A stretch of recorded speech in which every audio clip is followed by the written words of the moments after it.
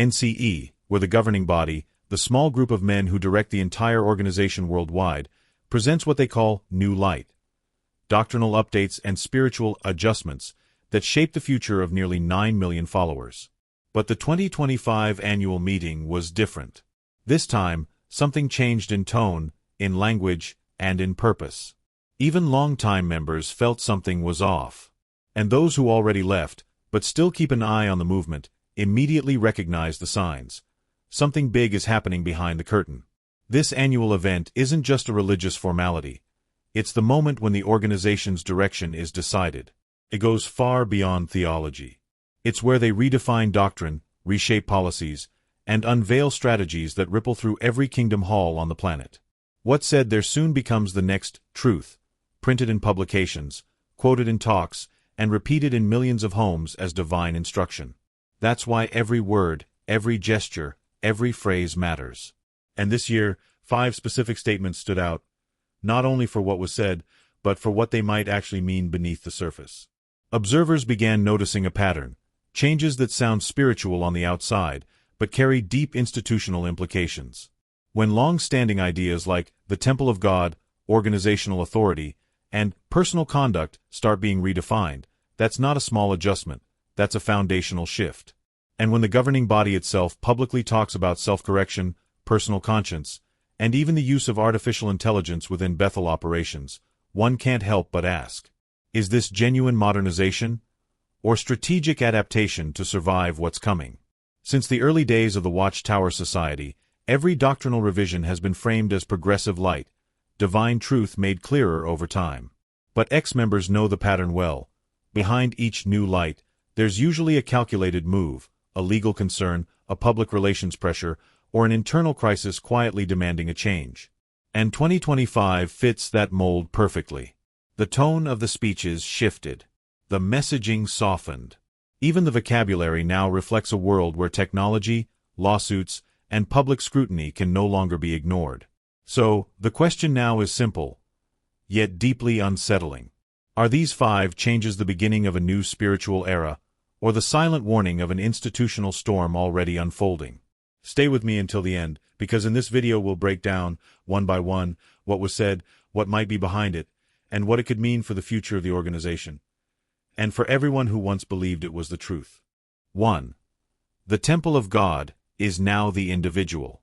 For decades, Jehovah's Witnesses were taught that the temple of God was a collective structure, symbolized by the organization itself or, more practically, the kingdom halls where they gathered.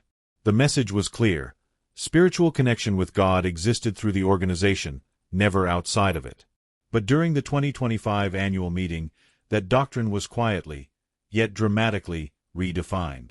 A speaker declared that the temple of God is no longer the organization, but each individual believer. It may sound like a small shift in wording, but to those who understand the machinery of Watchtower theology, this is nothing short of revolutionary. This statement subtly transfers the concept of divine presence from the institution to the person. In other words, God no longer dwells within the collective organization, but within each individual member. If taken at face value, it challenges the very foundation upon which the organization's authority has stood for more than a century. For years, members were told that salvation and truth could only be found inside Jehovah's organization. Now, by declaring that the temple resides within each person, the message seems to suggest that spiritual authenticity is personal, not institutional. And that raises a disturbing question. Is this a genuine theological awakening, or a strategic move to deflect responsibility? Some believe this shift is an attempt to soften public perception and avoid legal accountability. By placing the spiritual focus on individuals, the organization can gradually distance itself from direct blame or control over personal decisions. It's a way of saying, we guide, but each person acts by conscience. In courtrooms and in the media, that distinction matters. Especially now, as lawsuits and public scrutiny surrounding leadership decisions grow more intense worldwide. The timing of this change, then, doesn't seem accidental. It feels like damage control disguised as new light. But for those who once believed that God only operated through the Watchtower, this new definition is deeply unsettling. It forces a contradiction. If the temple is now the person, then why was it forbidden for decades to think independently or question the organization's authority? Are they now admitting that divine truth can exist outside their walls? Or is this just another clever way to appear progressive while maintaining control under new language? Whatever the motive, one thing is certain: redefining the temple of God marks a seismic shift in the organization's narrative, one that may change how millions perceive their relationship with God and with the Watchtower itself. 2. Samuel heard, the governing body also needs correction. During the 2025 annual meeting, something unprecedented happened. Samuel heard, one of the longest-serving members of the governing body, looked directly at the audience and said, "Everyone needs correction, and the governing body also needs correction." The moment was brief, but it sent ripples through the audience. For decades, the governing body has been portrayed as the divinely guided channel of truth, the very mouthpiece of Jehovah on earth. To hear one of its own members admit the need for correction struck at the core of that image. Was this humility, or something far more calculated? Within the Watchtower framework, statements like this are never spontaneous. Every word is reviewed, approved, and deliberately placed. Which means this admission had a purpose. By allowing her to voice it publicly, the organization effectively built a cushion, a narrative device to prepare followers for future adjustments. In Watchtower language, they call it new light, but in reality, it's the mechanism that lets them rewrite past teachings without ever admitting to error. By acknowledging their own fallibility, they make it easier to redefine doctrine later while maintaining control. It's like loosening a valve before pressure builds too high. Some observers believe this may be connected to the organization's growing legal troubles around the world. A public admission of human imperfection gives them a layer of plausible deniability. It's not confession, it's strategy. It helps them appear humble in the eyes of governments, courts, and the media, while keeping their absolute internal authority intact. And notice, not one of the other members, including Mark Sanderson or Jeffrey Jackson, contradicted Heard's words. Silence, in this case, equals approval. The message was coordinated. We are imperfect, but still chosen. For former witnesses who remember the era when questioning the governing body was treated as apostasy, this new tone is deeply ironic. The same men who once disfellowshipped members for disagreeing with God's channel now admit they, too, can be wrong. But make no mistake, this isn't a surrender of power. It's a rebranding of authority, dressed as humility. The governing body still claims exclusive guidance, only now they can err whenever convenient, and call it progress. So the question remains, is Samuel Heard's statement a genuine moment of spiritual honesty, or the opening act of a larger strategy designed to protect the institution from what's coming next? 3. Jeffrey Winder, the end of rules, or just a new kind of control? When Jeffrey Winder, the youngest and newest member of the governing body, took the stage, his tone was noticeably different. Calm, modern, and persuasive, almost corporate. He spoke of a new direction within Jehovah's Witnesses. We no longer want unnecessary rules. Each one must learn to make decisions guided by conscience. The statement was followed by applause. But behind those words lies a revolution wrapped in ambiguity. For an organization that has built its identity on strict compliance and clearly defined rules, from grooming and education to medicine and social life, Winder's message sounded almost subversive. If taken literally, it could dismantle the very system that enforces obedience. For decades, Jehovah's Witnesses were told that freedom of conscience was dangerous, that it led to spiritual ruin. Every major life decision, whether to pursue university, grow a beard, or accept a medical treatment, had to align with organizational guidelines, not personal judgment. Now, the same leaders who once demanded conformity are suddenly preaching personal responsibility. But for many ex-members observing from the outside, this raises a troubling suspicion.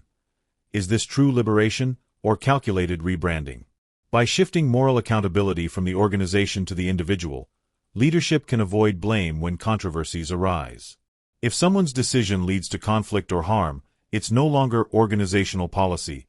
It's simply their conscience. This rhetorical pivot is subtle but powerful. It redefines the narrative without truly relinquishing control. Members are still conditioned to interpret personal decisions through Watchtower literature, local elders, and organizational culture. So while they're told they have freedom, the invisible boundaries remain. Winder's speech could therefore be seen as a psychological maneuver, a way to maintain obedience while easing external pressure from critics and governments accusing the group of authoritarianism. Outwardly, it sounds progressive. Internally, it reinforces the illusion of choice. What makes this moment especially intriguing is how it contrasts with the organization's history of punishing independent thought. Former witnesses remember the countless individuals disfellowshipped for following their own conscience. Men and women who dared to think differently before it was approved. Now, the very act that once led to exile is being celebrated as spiritual maturity. So, is this a genuine awakening, a crack in the wall of control, or just the latest evolution of a system that knows how to survive in changing times? Because when a group famous for punishing freedom suddenly starts preaching it, you can be sure there's something else going on behind the curtain. 4. Kenny Cook, Temporary Bethel Service and the Rise of Technology. When Kenny Cook took the stage, the audience expected another spiritual encouragement, perhaps a talk about faith or endurance. Instead, what they heard was a glimpse into a completely new operational model for the organization. Cook announced that from now on, Bethel workers, known as Bethelites, would no longer serve permanently, but rather for limited terms before returning to their congregations. On the surface, this was framed as a beautiful opportunity for more brothers and sisters to experience Bethel life. But beneath the spiritual language, many sensed a deeper motive, a structural transformation designed to reshape the very core of how the Watchtower operates. For decades, permanent Bethelites formed the backbone of the organization's labor force. They lived, worked, and aged inside Bethel homes, often isolated from the outside world, fully dependent on the organization for their livelihood. They saw what most members never saw: internal policies, publications in draft, quiet disciplinary actions, and financial operations that rarely reached the congregations. By introducing temporary service, leadership effectively dissolves that long-term insider class. Workers come and go before forming deep awareness of internal dynamics. It's efficiency and control, disguised as sharing privileges. But Kenny Cook's announcement didn't stop there. He connected the change to the growing role of technology and artificial intelligence within Bethel's workflow. AI, he said, would help accelerate many administrative processes, tasks once handled by teams of human volunteers. To outsiders, this sounds like modernization. But to those who've seen the pattern, it raises a chilling possibility: the automation of obedience. With fewer human eyes behind the scenes, more decisions can be made by centralized digital systems. Content filters, automated data management, and production oversight, reducing the number of people with access to sensitive information. In short, fewer witnesses inside the witnesses. This change may appear practical, even visionary. But for ex-members and researchers, it fits a familiar strategy: reduce the human element, tighten the flow of information, and maintain narrative control. Temporary assignments mean less emotional attachment, fewer leaks, and more dependence on technology approved by the governing body. So when Kenny Cook speaks of embracing technology to serve Jehovah more efficiently, it's worth asking, efficient for whom? For the spiritual growth of individuals? Or for an organization preparing for a future where human scrutiny can be replaced by algorithms? In an era where transparency is the greatest threat to secrecy, turning Bethel into a revolving door might be the smartest way to keep the curtain closed. 5. Jeffrey Jackson, the new era of digital preaching. The final major announcement came from Jeffrey Jackson, a seasoned and eloquent member of the governing body known for his calm authority. Standing before the audience, he unveiled what was described as a new tool for the preaching work. Gone, it seems, are the days of carrying the Watchtower and Awake magazines door to door. In their place, Jackson presented sleek, modern preaching cards, each printed with 9 thematic designs and a QR code that directs interested people to videos on the organization's official website. It was presented as progress, efficient, simple, eco-friendly. But to those who know how Watchtower operates, this wasn't just a technological upgrade. It was a strategic pivot toward digital centralization. The shift may look harmless, even logical in a digital age. But there's an underlying transformation taking place. By replacing printed material with scannable QR codes, the organization gains total control over what information is accessed, when, and by whom. Every video, every interaction, every digital view can now be tracked. No more free distribution of magazines that can be photocopied, annotated, or compared over time. No more paper trail of past teachings that contradict current light. Instead, truth becomes fluid, editable, deletable, and controllable at the press of a button.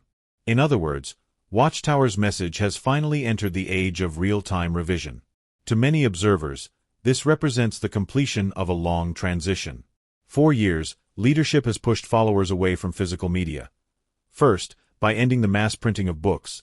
Then, by limiting the Watchtower to internal study editions.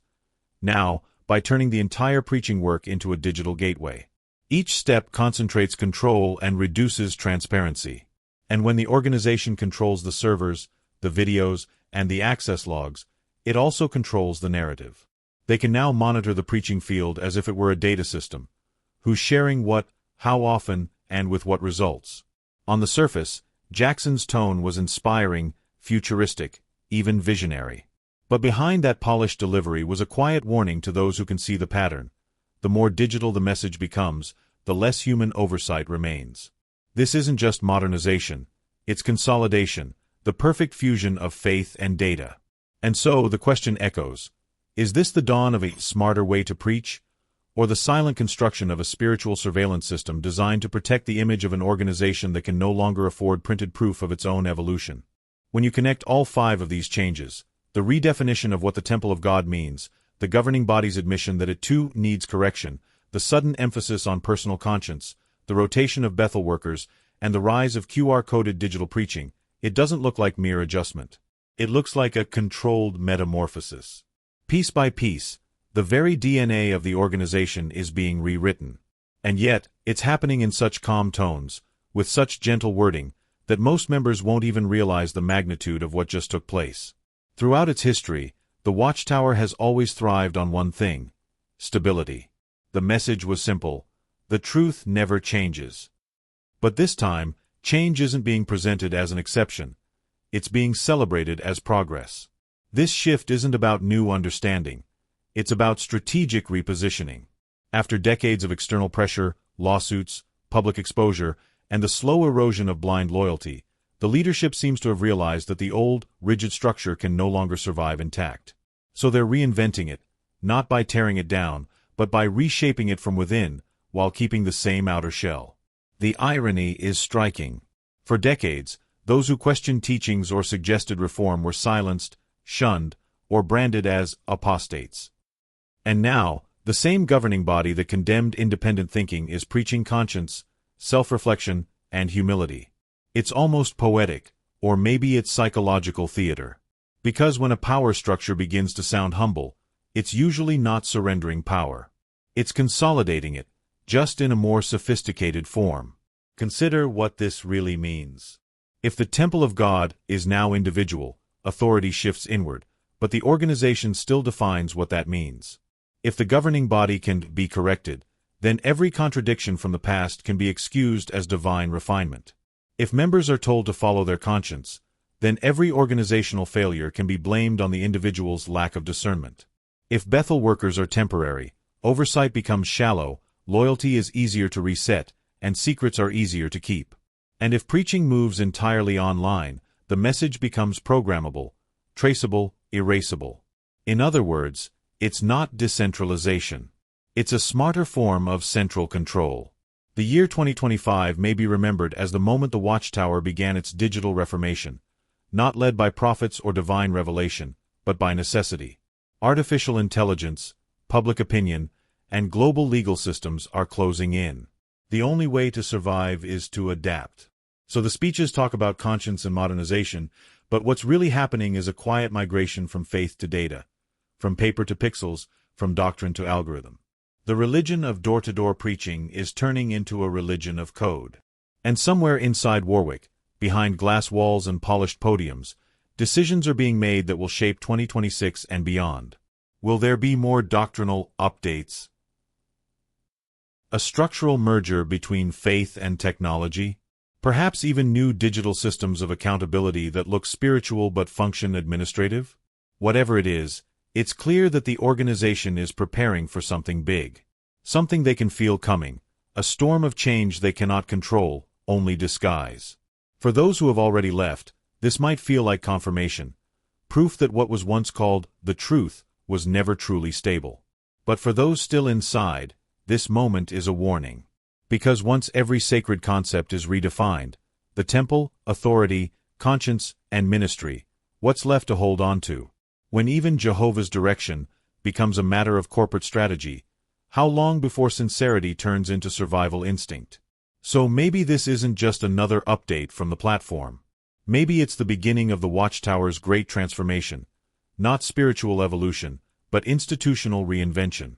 And as 2026 approaches, one can't help but wonder, what else will they change? How much can you rewrite before the foundation itself disappears? Now it's your turn. What do you think these changes really mean? Are we witnessing an awakening inside the organization, or the final phase of a carefully managed system reinventing itself to stay alive? Share your thoughts below. I want to hear your perspective. And if this video opened your eyes, if you think more people need to see what's really happening behind closed doors, then leave a like, comment your opinion, and help this message reach others who are still searching for the truth behind the truth. Because the only thing stronger than control is awareness.